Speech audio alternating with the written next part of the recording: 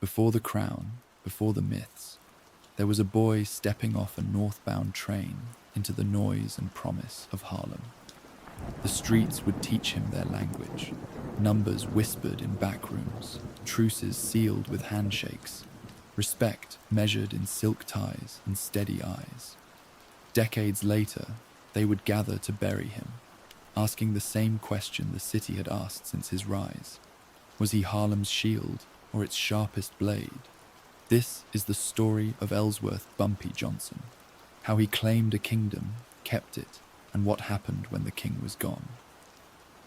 As the story begins, tell us where you're listening from and what time it is. If you enjoy the story, like the video and subscribe to support the channel. Harlem, 1968. The summer air on 7th Avenue pressed heavy with heat and murmurs, and a coffin draped in muted satin lay poised for farewell. Beneath a wavering sun, limousines idled like sentinels, their exhaust mingling with the scent of hot asphalt and lilies. Voices rose in low crescendos, each whisper a question. Who will fill the void Bumpy left behind? The avenue glowed in dusty gold light, storefronts reflecting rows of men in crisp double-breasted suits and wide-brimmed hats. A brass band in white gloves struck a single resonant note that rattled windows before easing into a dirge that seemed to pulse with collective grief. The aroma of fresh-cut lilacs mixed with expensive pipe tobacco, touching eyes and clothing alike. The opening sensory drift, scent, light, sound, signaled the beginning of a lament that was both personal and communal. A detective from the Manhattan Homicide Bureau, pen poised over a battered notepad, exchanged a glance with a plainclothes officer. He held the streets together, one murmured. An external view marked by grudging respect. Past the pallbearer's grip on polished handles, a micro detail stood out. The faint glimmer of a diamond-cut watch glinting on Bumpy Johnson's wrist inside the casket, as if offering one final word. The casket's finish caught the sun for an instant and slipped into shadow, a vivid moment that balanced dignity and finality. The crowd stretched from 140th to 145th Street, all packed onto crumbling sidewalks and stoops of brownstones that once thrummed with jazz. Around a block, teenage boys paused a stickball game, their bats still raised mid-swing, suspended by curiosity. Inside a polished Rolls-Royce, a chauffeur leaned forward to glimpse the body, begrimed by years of empire. The power status snapshot, Harlem's quiet ruler, both revered and feared, but now static in a box. Harlem, in this swelter and shadow, was a city in transition. Bumpy's funeral drew both mourners and watchers, ministers from St. Philip's Church, shoulder to shoulder, with operatives rumoured to work for Genovese interests. A reporter from the New York Amsterdam News scribbled the headline for tomorrow's edition. Harlem mourns its godfather as power shifts begin. Words destined to echo a community, uncertain whether the end is liberation or collapse. Inside the funeral home entrance, the hush was so dense that the creak of a wooden chair across from the casket felt intrusive. The petals of a single white carnation lay on the polished floor like a dropped prayer. Bumpy's associate, known only as Slim, leaned close and whispered, recorded later in New York Post, 1968. He was the man my father feared more than the police. That internal quote, raw and weighted, revealed the duality of the man. The surroundings smelled faintly of funeral lilacs and stale whiskey, an olfactory blend that travelled from sidewalk to casket chamber. At the geographic midpoint of the narration, I reaffirm this is Harlem, where streets are characters and history bleeds into today. Beyond emotion, a cultural pulse. Bumpy's death reflected the fracturing of structured organised crime. Alliances that once spanned Harlem and Little Italy loosened under street violence and rising federal pressure. Crime historian testimony links the era's RICO strategists to the vacuum his death unleashed across the city. His mindset, even in death, seemed part defiance, part regret. A one-line power status snapshot. Once untouchable, now silent. His influence lives in memory and fear.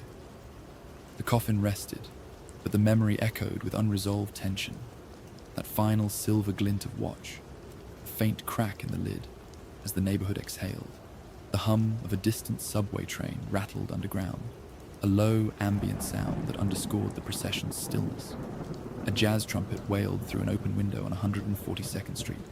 Miles Davis's So What, the notes drifting like memory fragments from an independent African-American radio station, tangible as breath. That auditory detail tied the funeral to the soundtrack of Harlem Soul in 1968. A slender teenage girl in a pastel dress clutched a faded photograph of Bumpy smiling, the corner creased as if folded and unfolded 100 times. Her quiet grief was a secondary figure glimpse that personalized the event. She looked on as the casket was lifted, her hand tingling with heat and adrenaline.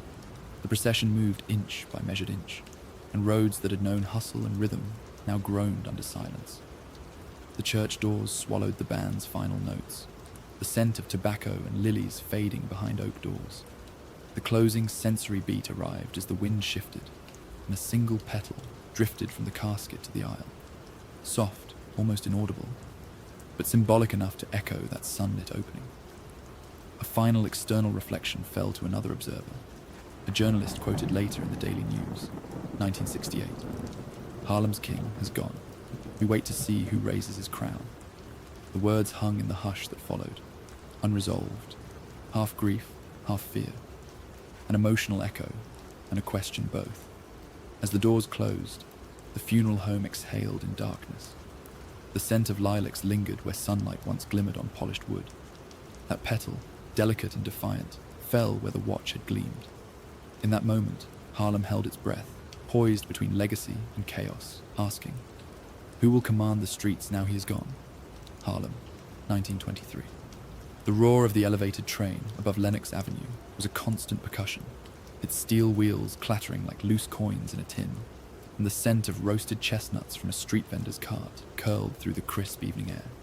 Ellsworth Raymond Johnson stood at the corner, still lean from adolescence, a second-hand wool coat draped over his shoulders, its lining frayed where a tailor's stitch had long since given way. To the neighborhood, he was simply Bumpy, a name born from a small rise on the back of his head, noticed by his mother in Charleston years before. To himself, he was something less defined, a boy caught between the memory of a humid Carolina childhood and the unrelenting tempo of Harlem in the jazz age. 18 years earlier, Charleston's cobblestone streets had framed his first steps. Born in 1905 into a community bound tight by segregation laws and the rigid etiquette of the Jim Crow South, his earliest memories carried the smell of salt water and iron from the nearby docks. His father worked odd jobs, shifting from stevedore to brickhauler, while his mother kept house and, when work was scarce, took in laundry from white families. Poverty was the air they breathed, thin, constant, unyielding. For young Ellsworth, the boundaries of his world were drawn not by rivers and roads, but by rules that told him which doors he could not walk through, which sidewalks he must step off when certain men approached. He was quick with his hands and quicker with his words, but neither skill could alter the structure of Charleston society. At 8, he'd learned the shape of humiliation, carrying parcels into stores where he couldn't linger, delivering messages through back doors, accepting coins in silence because anything more might be mistaken for insolence. By 12, his restlessness had teeth. One afternoon, working as a delivery boy for a white employer, a terse exchange spiraled into something that could not be smoothed over. According to later accounts, the man threatened to teach the boy manners, and Ellsworth's reply, sharp, unblinking, was enough to convince his parents that his safety lay far from Charleston. Within weeks, he was on a northbound train, his mother's small satchel of food on his lap, bound for Harlem. The first sensory beat had been the salt-heavy air of Charleston. The second came when he stepped onto the platform at 125th Street. The smell was entirely different. Coal smoke, damp concrete, and something electric in the air, like possibility made tangible. The streets moved differently here. Men in dark overcoats talking in fast rhythms, women in cloche hats carrying market bags, and the constant syncopation of jazz spilling from the open doors of basement clubs. For a boy who had never seen more than a few dozen people together outside of Sunday service, the crush of humanity was dizzying. He lived at first with relatives in a cramped apartment on West 144th Street, 4 rooms shared by 7 people. The wallpaper bubbled from steam heat, the windows rattling with each passing trolley. Days meant school, though his mind wandered. Nights meant errands, carrying packages for corner men who spoke in guarded tones about numbers and policy slips. Those slips, tiny rectangles of paper scribbled with digits, represented Harlem's shadow economy. Bumpy noticed how quickly men respected those who could make the numbers bend in their favor. In later years, he'd tell journalist Claude Lewis, "The streets was the only college I could afford," 1965. a line both proud and resigned. It was here, in these streets, that his education in survival began. He learned which blocks belonged to which crews, how to read the mood of a street before stepping onto it, and when silence was more valuable than speech. By 1920, Prohibition had transformed Harlem into a nighttime capital. Speakeasies thrived behind unmarked doors, and the air between Lenox and 7th Avenues often shimmered with the smell of gin and the muffled brass of a cornet. Bumpy found work as a runner, slipping in and out of clubs with notes or cash, careful never to linger too long in one place. He saw men, like Madame Queen, Stephanie St. Clair, glide through rooms with the confidence of royalty, her diamonds catching every stray beam of light. It was an intoxicating vision of power, one earned not by birthright, but by cunning. A secondary character from these years was Eddie Tallboy Jenkins, a lanky numbers runner who took Bumpy under his wing. Tallboy taught him the geography of the avenues, which shopkeepers would tip for errands, and how to vanish into a crowd if the police came too close. "Keep your feet moving and your eyes open," Tallboy said once, stuffing a handful of bills into his coat. "That's the difference between staying free and getting sent up." At the midpoint of this scene, Harlem itself becomes the anchor again, a city within a city, the beating heart of the Great Migration. Between 1910 and 1930, hundreds of thousands of African Americans left the South for northern cities, seeking work and safety, and Harlem became the crown jewel of this exodus. Yet along with the culture and opportunity came hustlers, gamblers, and those who could profit from both. Bumpy stood on the threshold, not yet a participant but no longer an outsider. By 1923, he was 13 going on 30, his boyhood sharpened by observation.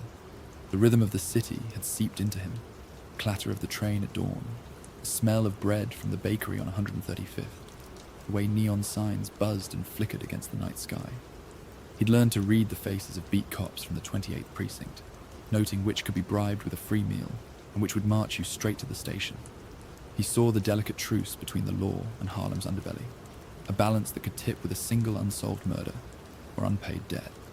One vivid moment from this year stayed with him for life. Walking home along 7th Avenue, he passed a club where Duke Ellington's band was rehearsing. The door was ajar, just enough for him to catch a fragment of music, the trumpet's clean line cutting through the night air. He stopped, pressing his palm against the brick, letting the vibration of the bass run through his hand. That micro detail, the thrum of music in the stone, was a promise that Harlem was alive in ways Charleston could never be. By now, the boy from Charleston understood that survival in Harlem required both invisibility and presence. Too quiet, and you were overlooked. Too loud, and you were a target. His ambitions, still unspoken, began to take form in the spaces between errands and street corner conversations. He was learning to watch, to listen, and to choose his moments. In a city teeming with talent and treachery, the future belonged to those who could read both the music and the silences. The closing sensory beat came one cold evening in late autumn of 1923. The wind off the Harlem River carried the faint scent of coal smoke as Bumpy walked home, collar up against the chill. Behind him, the trolley's bell clanged, and ahead, the lights of 144th Street glowed like a row of candles in the dark. He thought of Charleston, not with longing, but with a quiet certainty that he would never return. That boy was gone, replaced by someone else. A young man being shaped by the streets, the music, and the unspoken rules of a city that had become both his teacher and his test. And though no one on that street could have guessed it, the same sharp-eyed boy blending into the crowd would one day be the man Harlem gathered to bury 3 decades later on 7th Avenue. Harlem, 1926. The rain-slicked streets of 137th glistened under the yellow haze of gas street lamps, reflecting the neon glow of a nearby billiard hall. The sharp scent of wet newsprint mixed with the sweet, burnt edge of chestnuts roasting on the corner. And somewhere deep in the night, a muted trumpet from Connie's Inn sent a slow blues across the avenue. Ellsworth Bumpy Johnson pulled the brim of his fedora lower, his coat collar turned up against the drizzle. He was 21 now, no longer just a runner or errand boy. Harlem whispered his name in the same breath as Madame Queen, Stephanie St. Clair. St. Clair was the undisputed empress of Harlem's numbers racket, a multi-million-dollar shadow economy flourishing under Prohibition. She had chosen Johnson to enforce her interests, not just because he was quick with his hands, but because he was quicker with his mind. As she told the Harlem Courier in 1930, "I liked him because he read books and carried a gun." He could recite lines of Paul Laurence Dunbar while leaning on a pool cue in a back room, and just as easily order a man to pay his debt or face the consequences. His initiation into her operation had been a study in precision. The numbers game wasn't just gambling, it was an intricate web of trust, fear, and community dependence. Harlem shopkeepers collected bets, policy writers recorded them in ledgers coded to look like grocery orders. Johnson's role was to make sure no one forgot their place. He carried a .38 revolver in a shoulder holster, but often found that a steady gaze and a calm tone could accomplish more than the weapon. The balance between intimidation and diplomacy became his trademark. Mid-scene, Harlem reasserts itself as the backdrop, storefronts buzzing with nighttime trade, bootleg liquor flowing in teacups at after-hours spots, and patrolmen from the 28th precinct walking their beats with selective vision, turning a blind eye when envelopes found their way into the right hands. Johnson saw how the same police who raided small-time dice games would stand guard outside a club owned by someone connected to the Italians downtown. One vivid scene came late one summer night when Bumpy was sent to have a word with a policy banker skimming off the take. He found the man in the back of a barbershop on 145th, a smell of talcum powder and bay rum thick in the air. Without raising his voice, Johnson placed a hand on the man's shoulder and recited a line from Shakespeare. Things without all remedy should be without regard. What's done is done. Then, just as softly, he explained exactly how the next day's collections would proceed. The man nodded, pale and silent. That moment, a calculated fusion of culture and threat, cemented Johnson's reputation. By the late 1920s, Italian mob families, sensing the profit in Harlem's numbers, began sending emissaries uptown. Johnson became St. Clair's shield and negotiator, the man who met these outsiders in dimly lit rooms above speakeasies, where the scent of bootleg whiskey and cigar smoke hung like a curtain. He understood that survival meant playing the long game, avoiding open war while refusing to cede territory. His power status snapshot in those years: a trusted lieutenant, feared by rivals, respected by allies, and watched closely by law enforcement. FBI files from the era noted his unusual intelligence for one in his position, and his capacity to inspire loyalty. The cultural context was clear. Harlem's underworld was no longer insulated. It was a chessboard, and the Italians had moved a pawn onto it. The closing sensory beat came on a frigid night in December 1929. Snowflakes swirled under the glow of the Lafayette Theatre marquee as Johnson lit a lucky strike, the tip burning bright against the cold. The theatre was showing Hallelujah, King Vidor's pioneering all-black cast film, and the line wrapped around the block.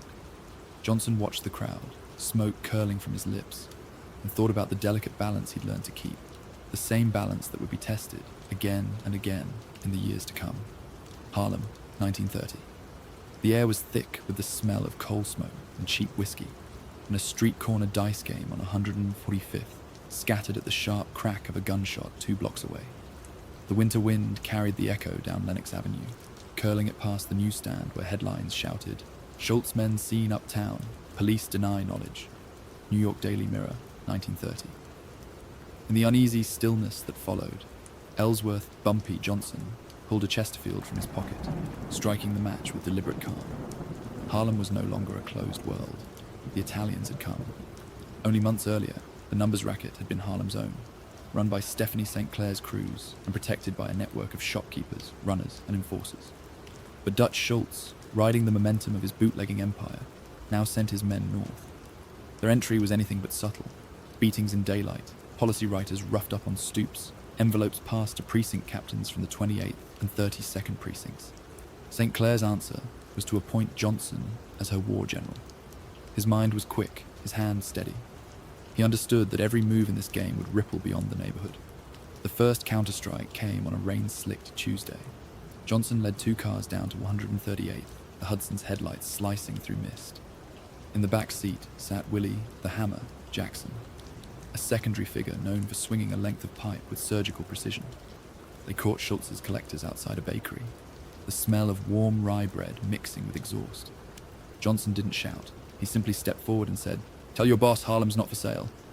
The men left limping, one clutching a shattered knee. By mid-scene, the war had settled into a rhythm, Schultz's crews striking in the morning, St. Clair's retaliating by night. Harlem itself became a battlefield, each corner a contested line. Johnson re-anchored his position from the Lafayette Theatre to Small's Paradise. the geography of power shifting block by block. Patrol wagons clanged down Lenox, sirens wailing, but arrests rarely stuck. Magistrates at the Jefferson Market Court seemed in no hurry to untangle the politics of uptown crime. A vivid moment came in the summer of 1932, when a Schultz lieutenant was found face down in the gutter outside the Savoy Ballroom. The micro detail was the man's hat, still perched perfectly on his head despite the blood pooling beneath him. The Savoy's band played on inside, Louis Armstrong's trumpet cutting sharp and clean through the heat of the night, a sound that mingled with the crowd's murmurs. Johnson's internal calculation was constant. Too much blood would invite the full weight of the NYPD and possibly the feds. Too little would embolden the Italians. His power status snapshot in those years. Harlem's shield and sword, feared by outsiders, respected by locals, and known to be the one man St. Clair trusted implicitly. The midpoint sensory beat arrived during a clandestine meeting in the back of a Lenox Avenue restaurant. The room smelled of garlic and frying onions. The table between Johnson and an emissary from Lucky Luciano was set with chipped china and a single candle. The emissary's voice was smooth, rehearsed. There's room for everyone, if they know their place. Johnson leaned back, eyes steady. You can't rule Harlem from downtown, he said in 1935, as later reported by the Daily News. Violence peaked that spring. Policemen from the 28th Precinct staged a series of high-profile raids, dragging both Schultz and St. Clair's men into the street for the benefit of photographers. Yet convictions were rare. Payoffs flowed like gin in a speakeasy. The cultural context was plain. This wasn't just about Harlem. It was about the larger shift toward organized, cross-ethnic power structures in New York, a foreshadowing of the Commission's influence. The final act of the war came not with a gunfight, but with a handshake. Luciano himself came uptown, flanked by his own men, and watched from the stoops by wary residents. The meeting was held in the back room of a billiard hall on 142nd, the felt tables covered for privacy. Luciano proposed a deal. St. Clair would keep nominal control of Harlem's numbers, but the Italians would have a share, and disputes would go through him. It was a compromise that ended the bloodshed, and marked one of the first negotiated power-sharing agreements between black and Italian organized crime in New York. As the terms settled, Johnson stepped outside into the late summer dusk. The smell of rain on hot pavement rose around him, and somewhere down the block, a phonograph spilled Duke Ellington's Mood Indigo into the street. The closing sensory beat came as he lit another Chesterfield, a flame briefly illuminating his face before the night took it back. An echo of that first match struck in the opening. The war was over, but the quiet that followed felt like the pause before another kind of storm. Harlem, 1936. The first snow of winter fell in slow, deliberate spirals over 125th Street, settling on the brim of Ellsworth Bumpy, Johnson's fedora, without daring to cling. The sidewalks were slick with half-melted slush, but his stride was unhurried, a click of polished leather soles carrying above the hum of streetcars, and the distant hiss of steam heat from basement vents. Behind a plate glass window, a tailor's mannequin wore a double-breasted pinstripe with peak lapels, his latest commission, awaiting collection. There was a reason Harlem called him the gentleman gangster. His reputation had evolved since the Harlem-Italian truce. Johnson cultivated an image of refined authority. He dined at Small's Paradise beneath the glow of Art Deco sconces, his table always set with a white linen cloth, the silverware aligned with military precision. On Sundays, he was seen at Mount Olivet Baptist Church, nodding respectfully to elders. At Thanksgiving, crates of turkeys appeared on tenement stoops from Lenox to 7th Avenue. More than one college-bound student found tuition quietly paid, no explanation given. Bumpy could quote Shakespeare while holding a knife to your throat, a Harlem resident recalled decades later in a 1972 oral history. The contradiction was his power, the velvet glove and the steel beneath. The first sensory beat was always visual. The gleam of his suits, the perfect Windsor knot, the way his hat brim cut a shadow clean across his eyes. It was an aesthetic borrowed from power brokers downtown, but tailored to Harlem's rhythm. Federal agents from the Bureau of Narcotics, newly energized in the late 30s, began to note him in their files, not for petty vice, but as a man whose generosity masked a deeper network. By 1939, whispers connected him to the movement of heroin through waterfront contacts, a suspicion that made his charm as dangerous as any weapon. Mid-scene, Harlem reasserts itself. The rattle of the elevated train over 8th Avenue, the tang of roasting peanuts from a vendor's cart, the syncopated stomp of feet spilling out from the Savoy Ballroom after midnight. Johnson moved through this world like a chess master across a board, his every stop, tailor, nightclub, church, both a social gesture and a territorial signal. One vivid moment came in the summer of 1941, when a small-time bookmaker refused to pay tribute. Johnson arrived at the man's store alone, the air heavy with the smell of oiled wood and cigar smoke. He recited, almost conversationally, the better part of valor is discretion, and placed a single dime on the counter.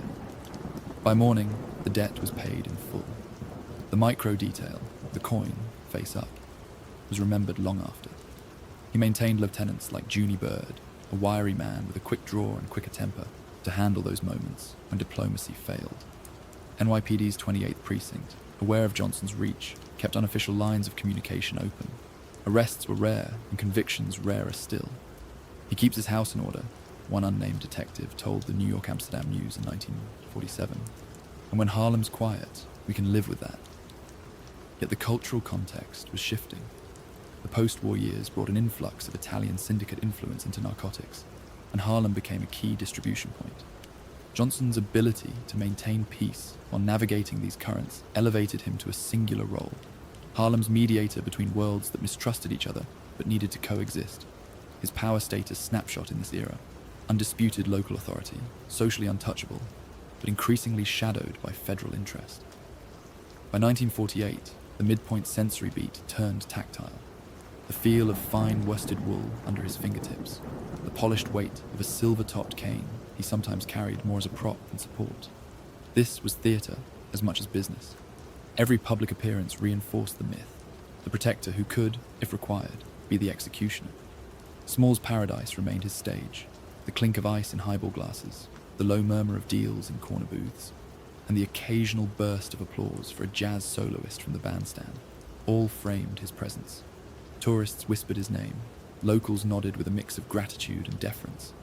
His philanthropy was real, but it was also insurance, buying loyalty in a neighborhood where the line between affection and fear was gossamer thin. The closing sensory beat arrived on a late autumn evening in 1948.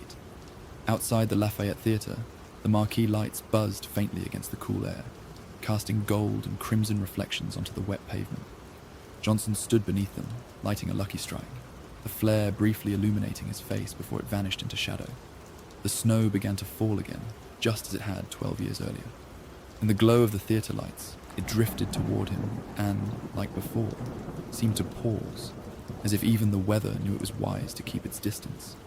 Harlem, 1949. The night air off the Harlem River was sharp enough to sting the lungs, laced with the smell of diesel from barges and the faint chemical tang of the factories along the waterfront.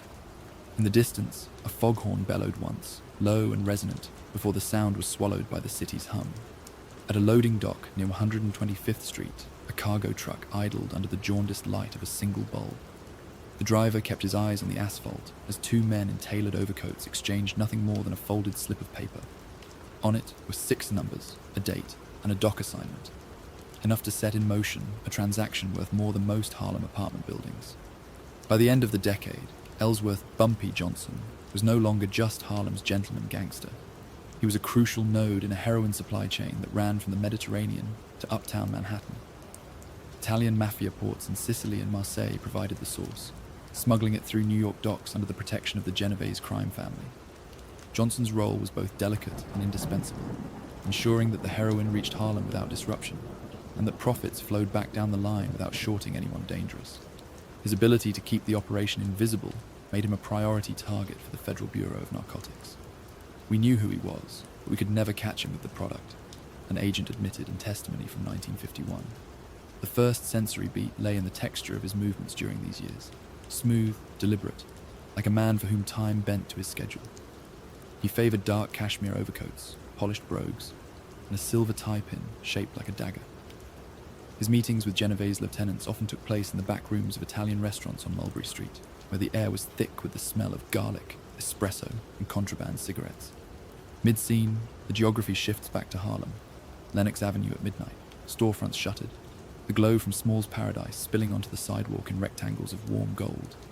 Inside, the Duke Ellington Orchestra played Take the A Train to a room full of patrons who suspected, but never asked, about the quiet conferences in the back booths. Johnson sat with his back to the wall, his hands folded loosely on the table, listening more than he spoke. Across from him, one of his secondary figures, Frank Geechee Paul, leaned forward. A trusted courier, whose thin frame and soft voice belied his capacity to move kilos through the city without ever touching the package himself. The heroin trade in these years was a study in compartmentalization. No one touched more than they had to, and no one knew more than they needed to. Johnson's power status snapshot, the unseen architect, rarely in the same room as the product, but central to every handoff. That distance was his shield. It kept him free while Harlem's addiction crisis deepened. A crisis measured in the slumped forms of young men in alleyways and the rising count of overdoses, reported in the New York-Amsterdam news. One vivid scene came in the winter of 1950, when a shipment threatened to stall on the docks after a surprise inspection by the NYPD's harbor unit. Johnson arrived unannounced, stepping down from a black Chrysler with the quiet confidence of a man who belonged anywhere he chose. He walked the length of the pier, stopping only to shake the hand of a foreman whose palm closed over an envelope. Minutes later, the shipment was on its way uptown. The micro detail, a single bead of melting snow sliding off Johnson's fedora brim, was noted by an informant watching from the shadows. The midpoint sensory beat was auditory, the steady clack of typewriter keys at the Bureau of Narcotics office on Worth Street, where agents built thick dossiers filled with photographs of Johnson entering and leaving meetings, copies of intercepted telegrams, and transcripts of phone taps. His name appeared alongside those of Vito Genovese, Anthony Fat Tony Salerno, and other known figures. Yet for all their paper, the agents had no physical evidence, no drugs in hand, no marked bills, no informant willing to name him outright. By 1951, the cultural context was clear. Post-war America's heroin demand had surged, fed by returning soldiers with morphine habits and a nightlife economy that glamorized escape. Harlem was both a marketplace and a cautionary tale, its vibrant streets shadowed by an illicit economy that reached across the Atlantic. Johnson's role in it blurred the line between community protector and poison purveyor, a contradiction that lived in every whispered conversation about him. The external quote that year came from a New York Times crime reporter in a panel discussion. In Harlem, his name opens doors and closes mouths. He's a figure you don't cross, in business or in print. It was a reflection both of fear and of a grudging acknowledgement of his discipline. By the summer of 1952, the net was tightening. Undercover agents began frequenting Harlem clubs, posing as out-of-town gamblers or musicians, hoping to be introduced into Johnson's circle. Arrests climbed among lower-level distributors, but the top tier remained intact. The Bureau's frustration was palpable. In closed-door meetings, agents debated whether to lean harder on Genovese's connections or to find a way to turn one of Johnson's own couriers. The closing sensory beat unfolded on an August evening that year. Johnson stood at the edge of the Harlem River, watching a freighter ease into the docks under a bleeding sunset. The air smelled of salt and oil, and the low rumble of the ship's engines carried across the water. In his pocket was a list of names and dates, the next month's schedule already set. As the first stars blinked into view, he lit a Chesterfield, the flare catching in his eyes before it faded to ember. The freighter's horn sounded once, long, low, and final, echoing the foghorn from that first night in 1949, as if to remind him that in this business, the tides always return. Alcatraz Island, 1952. The morning fog rolled in heavy and low, swallowing the horizon until the bay vanished into a smear of pale grey. The damp carried a metallic tang from the salt water, mixing with the sharp odour of disinfectant that clung to the cell block walls. Inside the main corridor, the Broadway of the Rock, Ellsworth Bumpy Johnson sat on the edge of his cot, a cold steel frame pressing into his thighs. In his hands, a folded sheet of paper, its creases worn thin from being opened and closed a dozen times. Outside the bars, a guard's boots clicked on concrete, a sound echoing in steady intervals like the ticking of a slow, deliberate clock. The conviction had come fast. Conspiracy to sell heroin, 12 years. The trial at the Southern District Court on Foley Square had been a parade of evidence that never touched him directly. Phone logs, shadowed photographs, the testimony of men who spoke in clipped, reluctant sentences. He'd kept his composure through it all, wearing a dark suit and the same faint smile that unnerved prosecutors. But the sentence sent him west, past the walls of Leavenworth in Atlanta, to the most notorious prison in the country. Alcatraz was where the Bureau of Prisons sent men they didn't want slipping through cracks. From the moment he stepped off the ferry, he understood that survival here depended on discipline. He rose before dawn, washed in cold water, folded his blanket with military corners. The first sensory beat was tactile, the coarse weave of the prison-issue shirt against his skin, stiff with starch and smelling faintly of soap powder. He learned the rhythms of the place, the clang of the mess hall bell, the shuffle of men to their jobs, the low murmur of voices in the yard where eyes stayed watchful, and conversations never strayed far from coded language. Johnson's mind, however, remained fixed 2,000 miles away. In Harlem, his trusted lieutenants kept the machine running. Policy games, protection rackets, and increasingly, the narcotics trade. Letters left the island in plain envelopes, but between the lines were instructions disguised as biblical verses or chess notation. A move like knight to f6 could mean shifting a numbers drop from one storefront to another. Psalm 23 might signal a debt collection. A secondary figure in this chapter was Junie Bird, who became the executor of those messages, a quiet man with a long memory and a talent for making problems disappear. Mid-scene, the location shifts to the yard. The wind off the bay cut through the thin denim of his prison jacket, carrying the cries of gulls and, faintly, the distant honk of a ferry bound for San Francisco. Inmates clustered in groups, Italians by the wall, bank robbers near the benches, a few solitary figures pacing the perimeter. Johnson often sat at a chessboard opposite Maya Harris Mickey Cohen, the Los Angeles mobster serving time for tax evasion. The games drew a small crowd. Cohen would crack jokes in his nasal drawl. Johnson rarely smiled, instead studying the board as if each move might ripple across the continent. It was during these years that Harlem began to change. The older generation of gangsters who had respected the balance Johnson maintained were fading. In their place rose younger, hungrier men, less inclined to negotiate, more willing to spill blood in broad daylight. The cultural context was shifting in lockstep with the times. Across the nation, organized crime was decentralizing, becoming more volatile as law enforcement pressure intensified. Even from Alcatraz, he could have someone's lights turned out in Harlem, an NYPD detective remarked in 1964, a grudging acknowledgement of the reach Johnson still commanded. One vivid moment came in 1958, during a winter storm. Rain lashed the cell house windows, a sound like handfuls of gravel thrown against glass.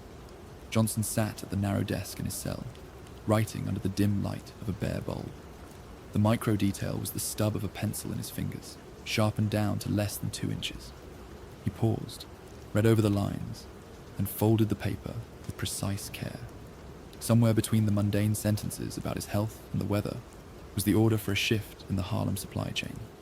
The midpoint sensory beat was auditory, the deep, rhythmic hum of the prison's generator, a constant undercurrent that seemed to resonate in the bones. It was a sound that, over years, became part of the men themselves, like the smell of the bay or the taste of the tin cups they drank coffee from. By 1960, federal files on Johnson had grown thick with intercepted letters and informant reports, yet not one piece of evidence tied him to a direct order for violence or narcotics distribution while inside.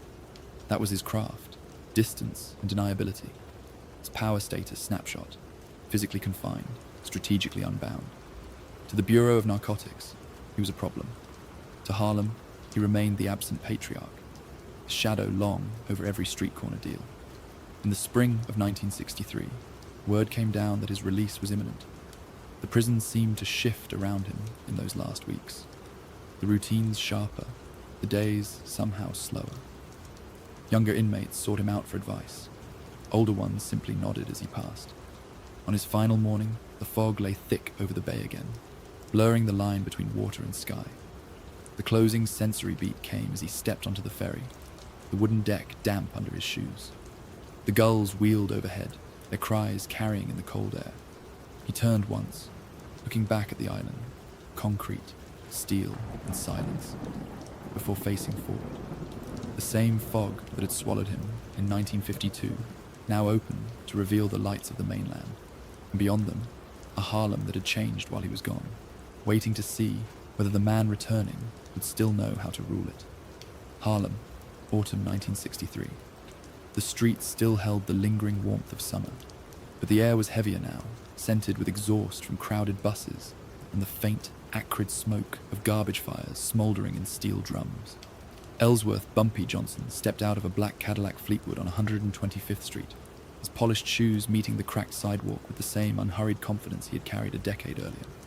A fedora sat at its familiar tilt over his brow, shadowing eyes that scanned the block as though reading a book he already knew by heart. Passers-by slowed their pace, whispers catching on the wind. It had been nearly 12 years since Alcatraz's ferry swallowed him in the fog, but here he was again, walking like a man who had never left. Bumpy walked back into Harlem like he had never left, the New York-Amsterdam News would write that week. The first sensory beat was visual, a row of storefronts bearing the marks of time, faded paint, shuttered windows, and hand-painted signs advertising pawn loans and cut-rate furniture. This was not the Harlem Johnson had ruled before 1952. The civil rights movement's rhetoric hung in the air, but so did the weight of unemployment and the creeping rot of heroin addiction. The political marches on 7th Avenue stirred a different kind of crowd than the old numbers runners. Now, speeches and picket signs shared the streets with dope dealers leaning against lampposts. Still, old loyalties stirred.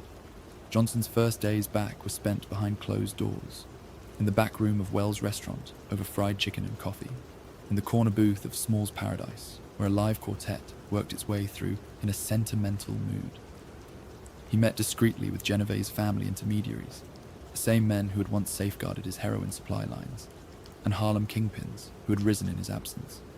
Among them was Nate the Snake Boyd, a younger operator whose ambition was matched only by his caution. He'd grown up on stories of Johnson's reign and knew enough not to test him outright. The midpoint sensory beat came in sound, the deep, resonant rumble of the subway underfoot, as Johnson stood outside the Theresa Hotel on 125th and 7th. The building, still the Waldorf of Harlem, hosted a steady stream of politicians, celebrities, and hustlers. From here, he could watch the crossroads of his neighborhood, the activists handing out leaflets, the corner boys running hand-to-hand sales, the patrol cars idling 2 blocks down. His power status snapshot, no longer the undisputed king, but a returning patriarch whose words still bent the arc of the streets. He found Harlem's underworld changed in both scale and temperament. The older guard, men who had learned discipline under Madame St. Clair or through Johnson's own code, were greyer now and thinner in number. The younger players were reckless, their power measured in gunfire instead of longevity. They dressed flashier, carried .38s instead of knives, and kept no patience for treaties. Johnson understood immediately that influence in this new Harlem would be earned differently. In November 1963, a vivid scene unfolded at the Lenox Lounge. Johnson arrived in a camel hair coat, the faint scent of bay rum cologne preceding him. The micro detail, a pair of gold cufflinks in the shape of crowns, caught the light each time he raised his glass. At a small table near the bandstand, he spoke quietly to a Genevieve's representative about stabilizing territory lines uptown. Outside, a young dealer known as Little Ray waited for the meeting to end, the cold biting through his thin leather jacket. Inside, the music swelled as the saxophone hit a high, aching note, blurring with the clink of glasses and the muted laughter of those who sensed history quietly resettling itself. Cultural context framed every move.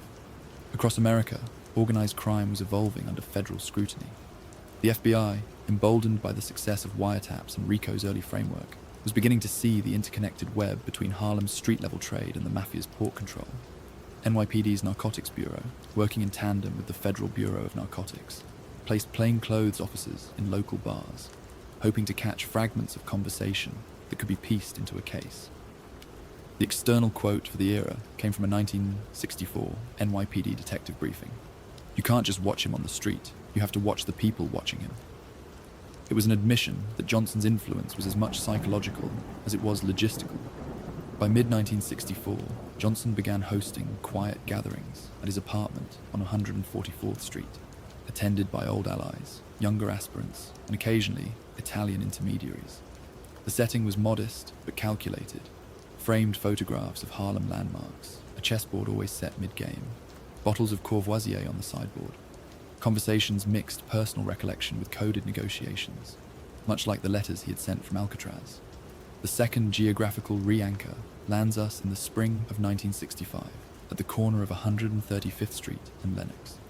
Johnson leaned on the fender of a dark Lincoln Continental, speaking with Nate Boyd while a street preacher's amplified voice carried down the block. The preacher railed against vice, his cadence rising over the hiss of bus brakes and the chatter of schoolchildren. Johnson listened without comment, his gaze fixed on a group of teenagers passing a small brown envelope between them. He knew that the drug economy, now fully embedded in Harlem, was both his opportunity and his greatest liability. The closing sensory beat came on a rainy evening in August 1965. Johnson stood under the awning of Small's Paradise, the neon sign flickering pink and white above him. Rain pattered against the sidewalk, carrying with it the smell of wet asphalt and cigarette smoke. Across the street, a boy of no more than 17 leaned against a lamppost in a soaked trench coat, watching him with open curiosity.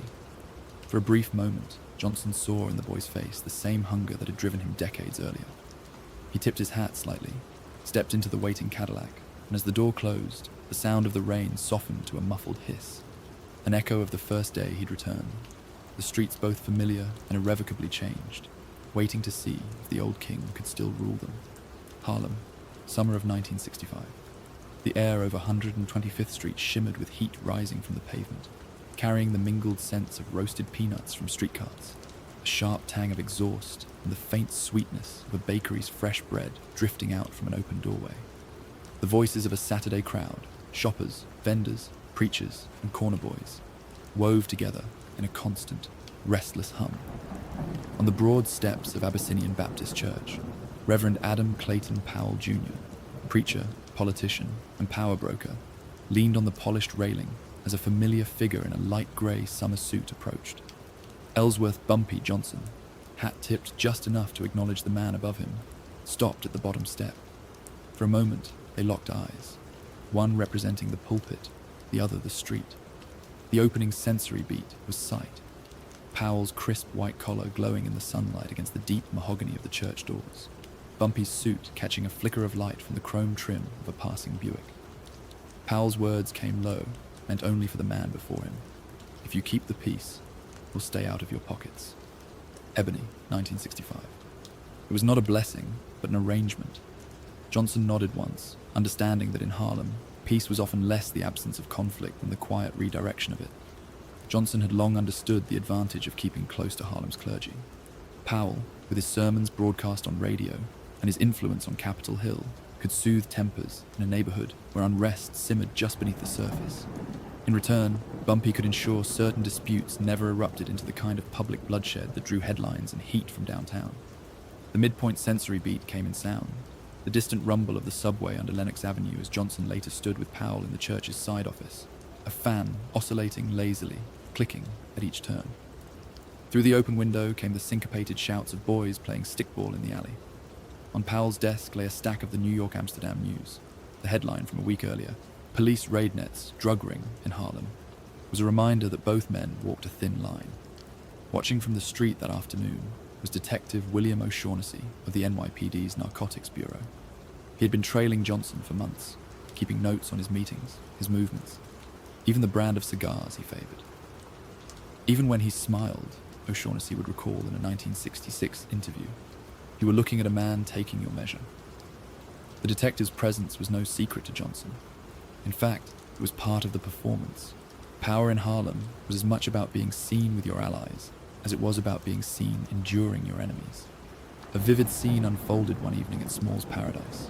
The tables were full, the clink of glasses underscored by the warm brass of a live band sliding into "Take the A Train." At a corner table, Powell and Johnson sat with their jackets off, sleeves rolled just enough to fend off the heat. The micro detail, a folded church program sticking out of Powell's inside pocket, was the only reminder of the sermon he had delivered hours earlier. They spoke quietly about a feud brewing between two uptown crews over territory near 145th Street. Johnson listened, fingers drumming lightly on the table, before agreeing to broker a deal. If the shooting stopped, both sides could keep their slice, and the police could look the other way. Mid-scene, we re-anchor in geography. Outside on 135th Street, the amber glow of street lamps spilled over stoops and parked cars. O'Shaughnessy sat in an unmarked Plymouth, window cracked just enough for the smoke from his Lucky Strike to curl into the summer night. He could see Johnson in silhouette through the window, head inclined toward Powell, both men leaning in as if sealing something older than any police file. Psychologically, Johnson was at a plateau, his empire leaner than in his heyday, but his influence distilled, potent. He no longer needed to be everywhere, he needed only to be in the right rooms. This was the balance, to keep the clergy close enough to maintain community goodwill, to keep law enforcement close enough to predict their moves, and to keep the street at just enough of a simmer that no one else could claim to have brought peace. The cultural context of 1965 was turbulent. Harlem was both energized and strained by the civil rights movement. National headlines spoke of Selma and Watts, but on these streets, the movement's urgency was tempered by local survival. Federal attention on organized crime was growing, with the FBI beginning to map the connections between neighborhood figures like Johnson and the mafia's broader network. It was becoming clear that the real threat to men like him wasn't the beat cop on Lenox. It was the paperwork stacking up in federal offices downtown. The closing sensory beat came on a quiet Sunday morning, when Johnson stepped out of the church alongside Powell after service. The air smelled faintly of lilacs from the bouquets inside, mingling with the scent of cigarette smoke drifting from the corner. Across the street, Detective O'Shaughnessy stood leaning against a lamppost, watching without moving. Johnson paused, adjusted the brim of his hat, and offered the faintest smile before turning towards 7th Avenue. It was the same gesture he had given Powell on that first day back. Hat tipped just enough to acknowledge, never enough to submit, an unspoken reminder that in Harlem, peace was always a negotiation, and the negotiator's seat was his to keep. Harlem, winter of 1966. Snow clung to the curbs along 135th Street in grey, uneven banks, turning to slush where the warmth from building vents spilled out into the cold. In the front booth of a narrow Lenox Avenue cafe, Ellsworth Bumpy Johnson sat alone for a moment, a steaming cup of black coffee sending up curls of bitter aroma that mingled with the faint scent of frying bacon from the kitchen. His gloved hands rested on the table, and slowly circling the rim of the cup, eyes fixed not on the door, but on the distorted reflection of the street in the glass. The old rhythms of Harlem still moved outside, but they had a different cadence now, louder, faster, less predictable. The quiet negotiations he had once used to keep the peace were losing their currency. By spring, the first overture was made, a sit-down at a back room in Small's Paradise between Johnson, 2 lieutenants from his generation, and the sharp-eyed young bosses now running corners from 125th to 145th Street. The midpoint sensory beat was sound, the deep, muffled bass of the jukebox bleeding through the wall, playing Wilson Pickett's 634-5789, the needle crackling between verses. Johnson leaned forward, his voice steady but without the old iron in it. You keep the product clean and the streets quiet, and everybody eats. One of the younger men smirked, gold tooth catching the light, and replied, Harlem don't listen to the old guard anymore. NYPD Intelligence Report 1968. It wasn't defiance for sport. It was a generational severance. The meetings multiplied that year, some in the upstairs rooms of Harlem bars, others in borrowed apartments where curtains stayed drawn and ashtrays overflowed with cools. At one such gathering on 143rd Street, Johnson arrived late, moving slower than he once had, his steps measured not by caution, but by the shortness of breath that had begun to claim him. A micro-detail. He carried the same camel hair overcoat he'd worn for over a decade, its lining patched by a Lenox Avenue tailor long since retired. Detective William O'Shaughnessy, still keeping tabs, noted in his log that Johnson appeared pale, left meeting after 40 minutes, accompanied by 2 men in their 20s. The old guard was being escorted in and out of rooms they once commanded. By summer 1967, the broader cultural tide was unmistakable. Harlem was no longer the insulated fiefdom it had been in the 40s and 50s. The civil rights movement had altered the political language, and the heroin economy had shifted to a younger, hungrier network that cared less about truces and more about volume. The Amsterdam News ran the headline, Harlem drug violence claims 5 in 2 weeks. Federal eyes were fixed on the Italian ports feeding the supply, but on the street it was the unpredictable crossfire of rival crews that kept families indoors after dark. Johnson's old-world diplomacy, dinners, whispered agreements, even the occasional envelope, was an anachronism. Mid-scene, we re-anchor in geography. Lenox Avenue, early evening.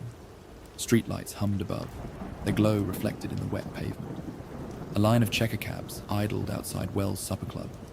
Inside, Johnson sat across from a Genovese family emissary, a man who remembered the 1935 sit-down with Lucky Luciano. They spoke in low tones about reining in the chaos, but even the Italians, once eager to preserve order in Harlem for business's sake, admitted the young dealers were like quicksand. Psychologically, Johnson faced the truth with the fatalism of a man who had lived too many years on borrowed time. Heart disease had begun to dictate his days. No long walks, no sudden anger, and a reliance on the nitroglycerin tablets he kept in his pocket. His power status snapshot, still respected, but no longer obeyed.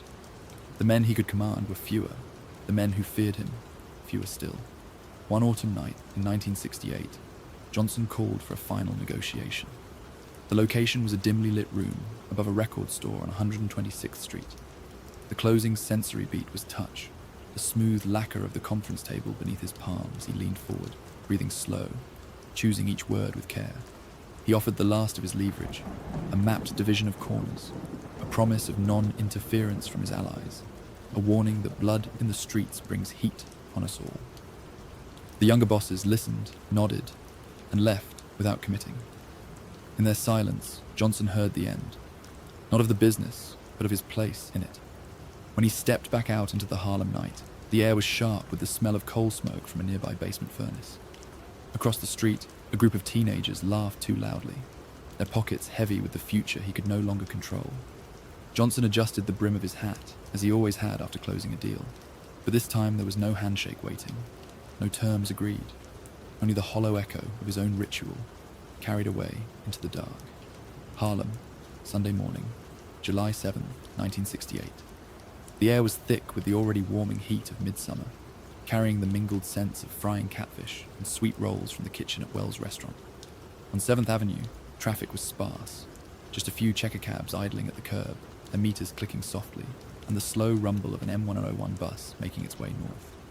Inside, in his regular booth against the far wall, Ellsworth Bumpy Johnson sat in a crisp grey suit despite the heat, the knot of his tie perfectly centered.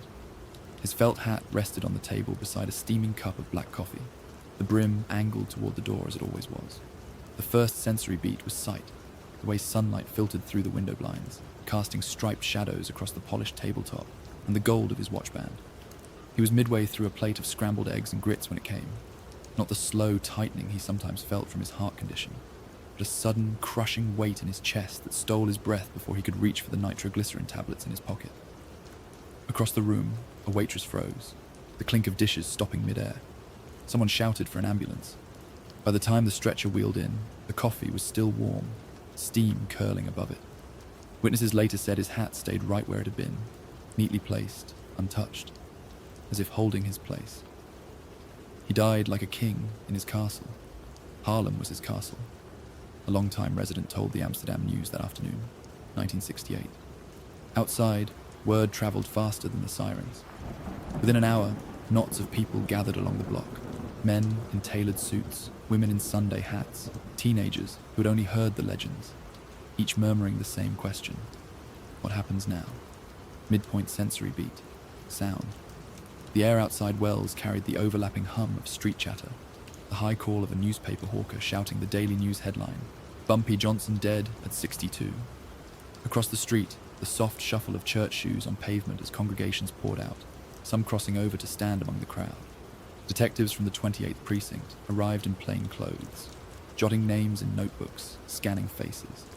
Detective William O'Shaughnessy, who had tailed Johnson for over a decade, stood at the curb and said quietly to a colleague, "The streets just got a lot meaner. NYPD files." 1968. In the hours that followed, the scene became part vigil, part strategy session. Italian emissaries arrived in dark sedans, parking 2 blocks away and walking the rest. Harlem's remaining old guard, men who had survived the wars of the 30s and the quiet consolidations of the 50s, spoke in tight circles about who might step into the vacuum. In whispered tones came the names of younger players, each with more appetite for violence than diplomacy. A micro detail. A single slice of rye toast left cooling on the edge of Johnson's plate, untouched since the moment he collapsed.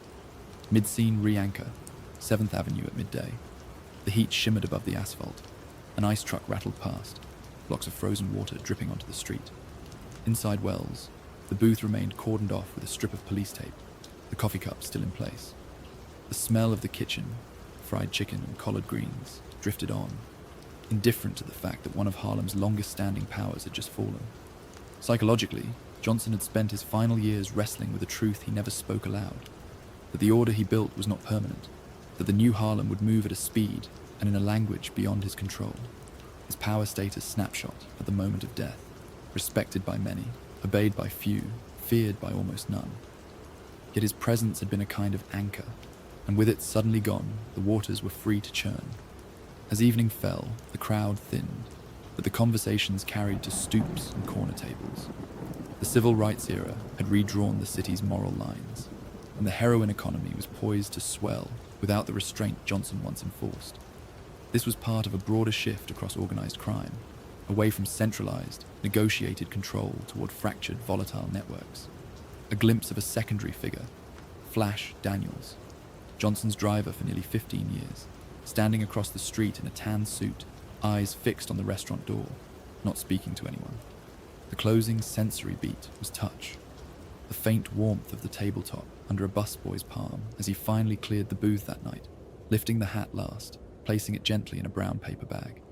In that gesture, the morning's first image returned, the hat waiting beside the coffee, the man himself gone, the chair empty. Harlem's king had died in his castle, but outside its gates, the world he once ruled was already reshaping itself, faster and harder than ever before.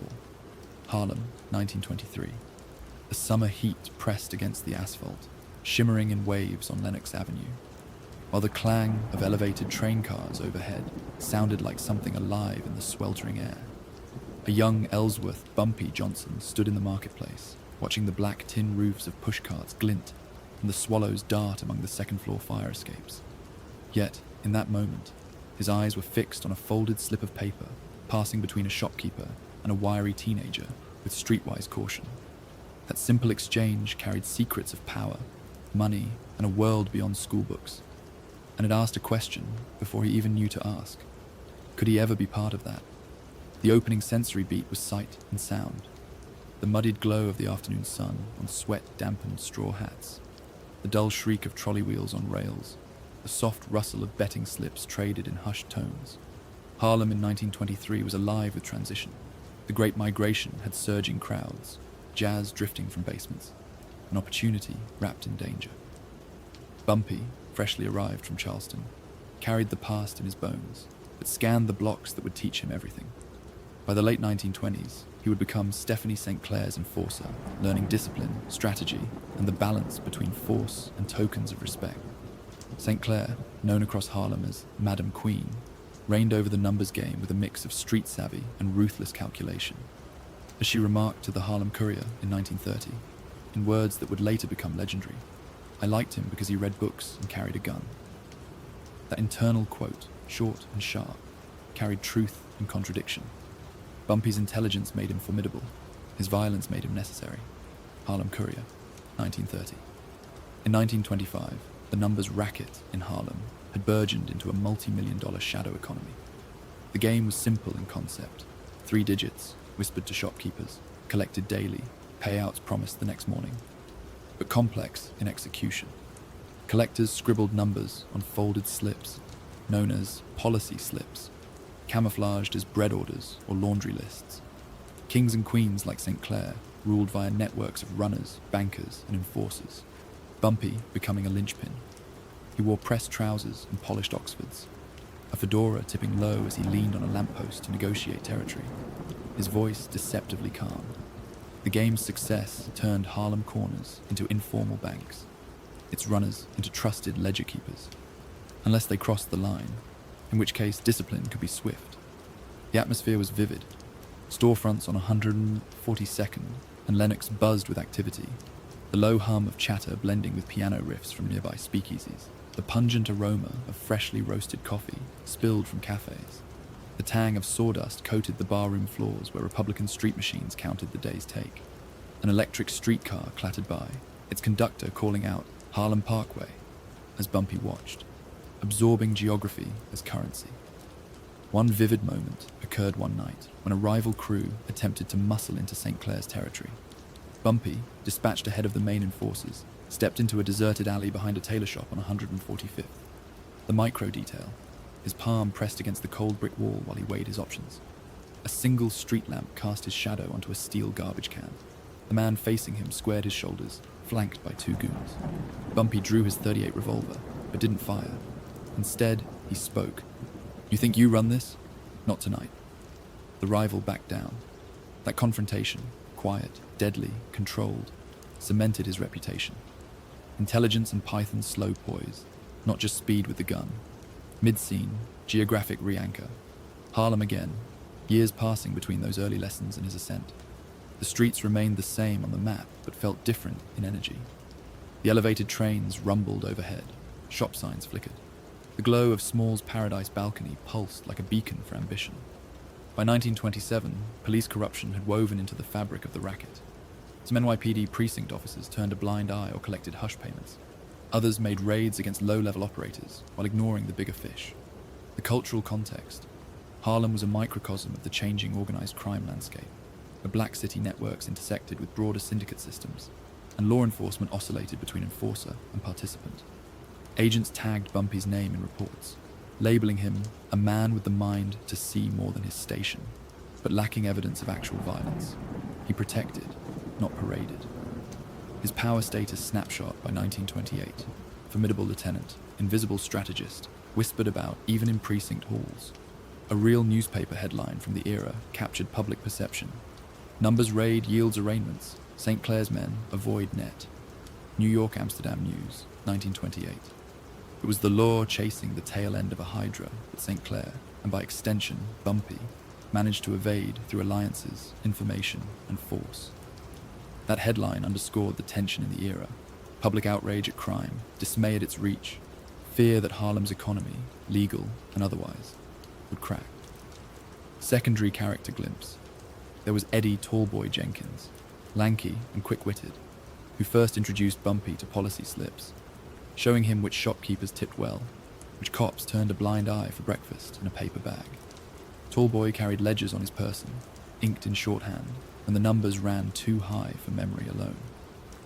The midpoint sensory beat was auditory, the clang of the newsboy's bell, calling out the Amsterdam News headline, the faint croon of a trumpet from a speakeasy below 135th Street, and the whispered hush of runners passing each other notes in darkness.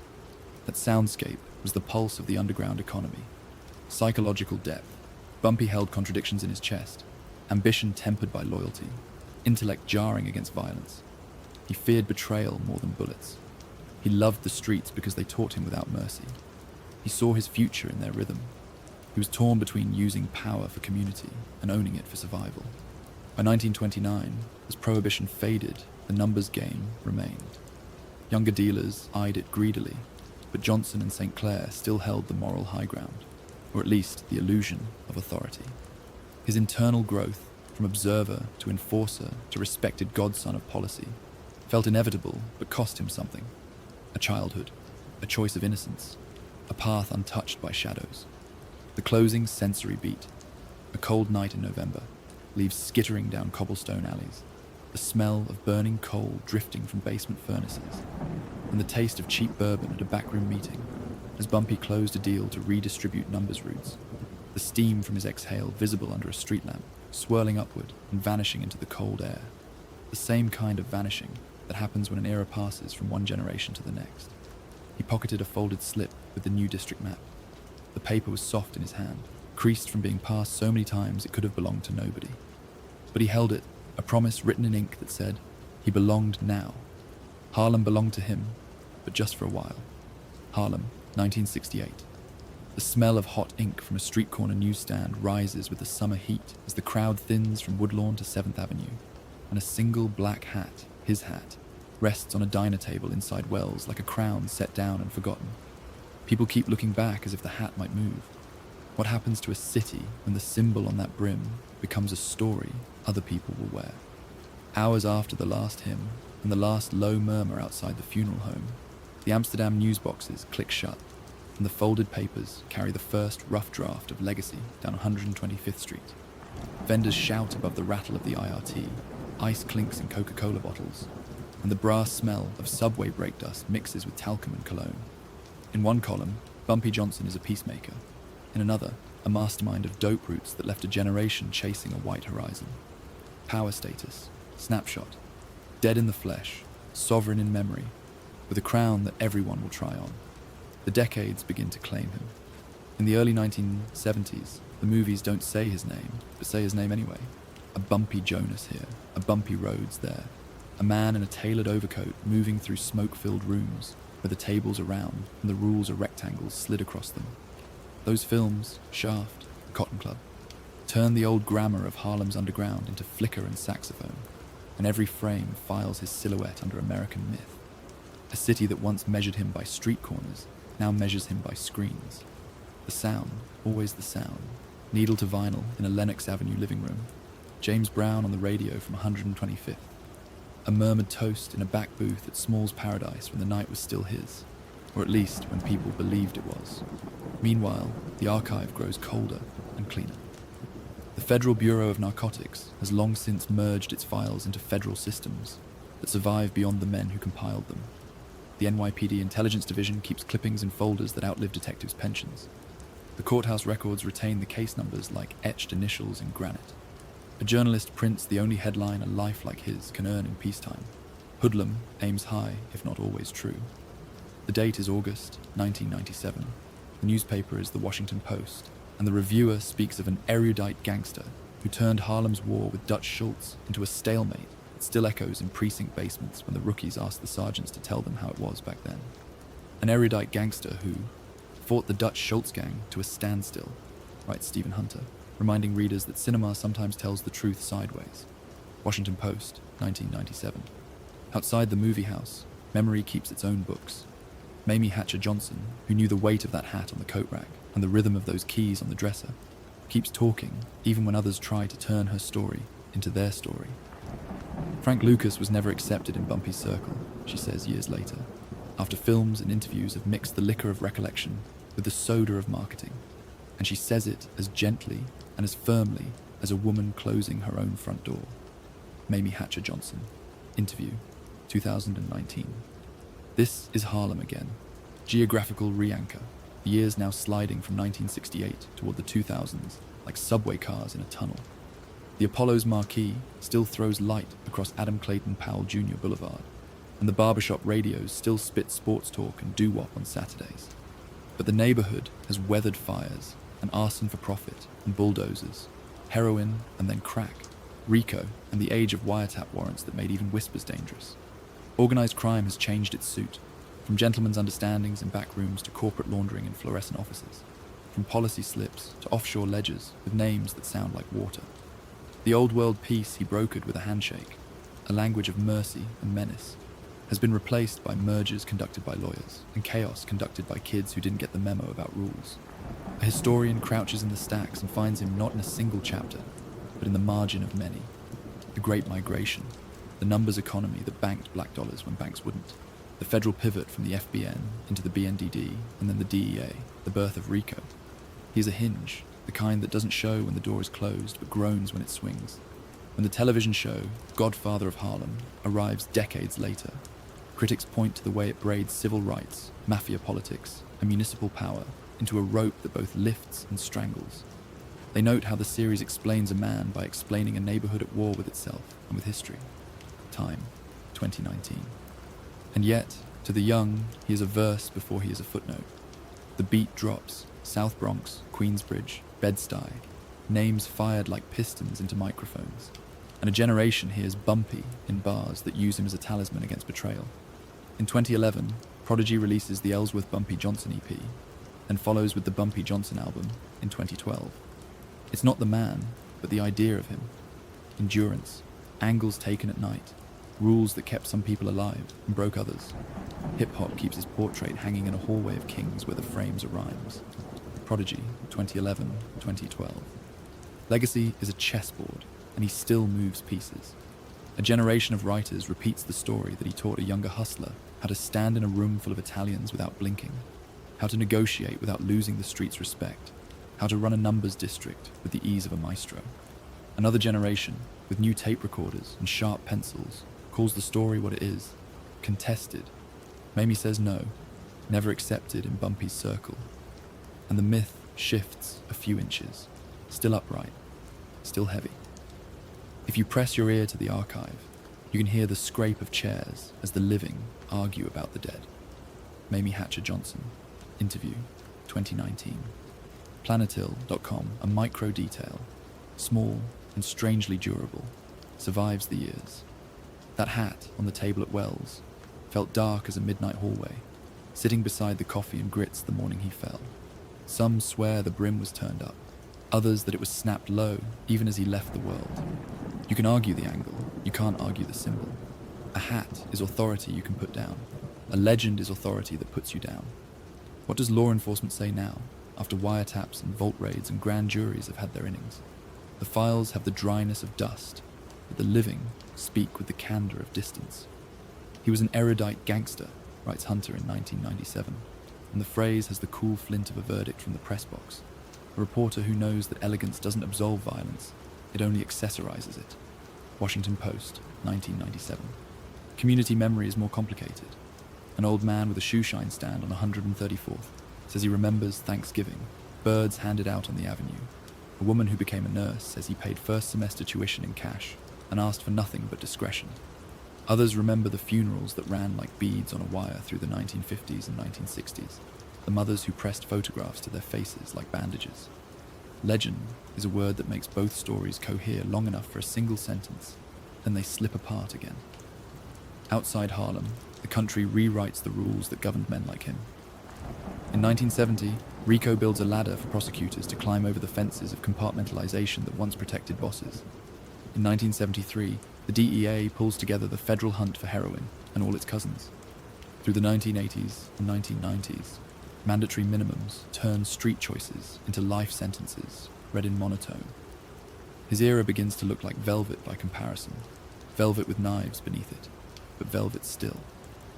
The old method of control, mediated, negotiated, face-to-face, yields to supply chains that use airlines and container ships and accountants.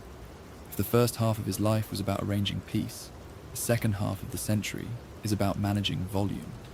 A young filmmaker stands on 125th with a Steadicam and wonders how to tell the truth without killing the mystery. He turns to the newspapers. Hoodlum aims high, if not always true. The headline, stark as a slap table, becomes the caution at the edge of the script. Dramatize, but don't invent the bones. He reads Time's note that the series blends fact with fiction, and he hears the rattle of the IRT overhead the way it rattled in 1963 and 1968. The city itself approving and disapproving at once. Washington Post, 1997, Time, 2019. The midpoint sensory beat arrives in sound again, this time amplified. Newsroom typewriters in the 1990s film offices clacking like rain on a tin roof. The pop of flashbulbs at a movie premiere where actors in tuxedos nod toward the spectre of a man who preferred a chalk-striped suit from a 125th Street tailor. The bass of a mob-deep track shaking the windows of a passing car as a teenager on the sidewalk mouths the words and doesn't know he's carrying an epitaph in his headphones. 2012. A secondary figure steps forward to humanize the picture. Not a capo, not a cop, but a tailor, one of Harlem's exacting needlemen who measured ambition at the shoulder seam and the wrist. The city's oral history remembers Ori walls and the way a good suit could quiet a room. Style was a form of grammar then. It told police they were dealing with a man who could afford a lawyer, and told rivals he understood ceremony. The tailor's chalk-skeined lines on charcoal cloth. The shears made the sound of possibility. In the long mirror, a man became a headline before the paper hit the street. The line between art and memory blurs further. When American Gangster hits in 2007, the first minutes kneel at his tomb. He is the curtain raiser for another man's opera. The camera uses him as prologue. If this is where the city starts, then look how far it falls. Historians and family members push back, offer corrections, and the public learns the difference between an opening montage and a life. The debate, mentor or myth, teacher or mere acquaintance, becomes the modern way a city rehearses its loyalties. IMDb quotes, Wikipedia context, New York Magazine, Lucas Barnes interview. In the classroom, a professor places him on a timeline of organized crime, not as a monster or a folk saint, but as a mechanism. He sat at the fulcrum where black entrepreneurial undergrounds met Italian command structures. He brokered so that commerce could proceed. He also taxed so that silence could be afforded. When the system shifted, when import routes grew global and younger men replaced talk with spectacle, his method looked antique, like a fountain pen beside a teletype. The lesson isn't that yesterday was better, it's that yesterday had rules and today has numbers. Pushpins in a DEA map connect Marseille to Montreal, to Newark, to Harlem, in ways no one in 1935 could have drawn. The cultural context, a transformation from neighborhood syndicates to international supply chains that no one man could negotiate or command. Tourists come to Harlem and ask cab drivers to show them the places from the show. The drivers point. Wells is gone, but the corner remembers. The Hotel Teresa whispers in brick. The Apollo is alive. A guide says that if you stand on the median of Adam Clayton Powell Jr. Boulevard at dusk, you can hear the city adjust its tie. The squeal of the bus, the laugh from the stoop, the distant siren that sounds not like danger, but like continuity. A storefront preacher steps out to lock up and says, to no one in particular, peace is the only game that pays, and his keys ring together like little bells. But if legacy is a market, everyone short sells and overbuys. The record is generous to men with microphones and thin to women with memories. Mamie's book, years after his death, returns the house keys to her pocket. She names rooms others wanted to rent without permission. The passage of time has given her not softness, but clarity. Her sentences are bright as winter daylight on a funeral car's windshield. And in interviews, she repeats the point that matters most to her. Myths are fine for the movies, but marriage requires truth. Mamie Hatcher Johnson's memoir, Interviews. Some evenings, a retired detective, he once worked Harlem narcotics back when radios were heavy, sits in Coogan's or a diner on Broadway and tells younger officers a paradox, that the man you could call to stop a shooting was the same man who could start a war if he chose. Keep 2 ledgers, the old cop says, tapping the table. One for what happened, one for why. The younger cops nod, and the old cop smiles because he knows they will switch the ledgers around and around until the names disappear and only the lessons remain. A last external quote, this one from the press, stays with them all. An erudite gangster, the phrase returns like a refrain, who fought the Dutch Schultz gang to a standstill. Say it aloud, and you can hear how American it sounds, praise braided into caution, admiration fenced with the reminder that literature and bullets once shared the same room in this city. Washington Post, 1997. If you listen closer, you can hear hip-hop corkscrewing his name into new contexts, as if checking that the crown still fits. A loosened bar from a late 90s verse compares a young MC to New York's youngest Bumpy Johnson, and audiences who only half know the history nod anyway, because the cadence tells them what the line means, a reputation, a posture, a refusal to bow. The music keeps them circulating like currency. Night falls on Adam Clayton Powell Jr. Boulevard, the way it has fallen since the 1930s, slowly and then all at once, cloaking the corners where legends were minted and mortgaged. Inside the bars, the jukeboxes have changed from shellac to touchscreens, but Billy and Coltrane still roll in like fog when someone needs to feel the room soften. Somewhere a chessboard waits on a kitchen table, the far left rook missing, the bishop scarred, and a grandson who heard his grandmother's stories sets the pieces and plays both sides until he understands how a stalemate can be a kind of peace. The closing sensory beat returns to touch and smell, felt brim between the fingers, the faint musk of old wool and restaurant coffee. The hat on the table inside Wells has long since vanished into attics and auctions and anecdotes, but the feeling of it remains. The weight on the hand, the way responsibility once weighed on a single man who claimed a neighborhood and was claimed by it. The question that began at the funeral still hangs in the air like trumpet smoke in Small's Paradise. What happens to a city when a symbol becomes something you can wear? And Harlem, which has learned to hold contradictions like a pocket watch and a switchblade in the same coat, answers the only way it knows, by walking past the newsstand, taking the paper from the rack, and reading the name until the ink from the headline rubs off onto the skin.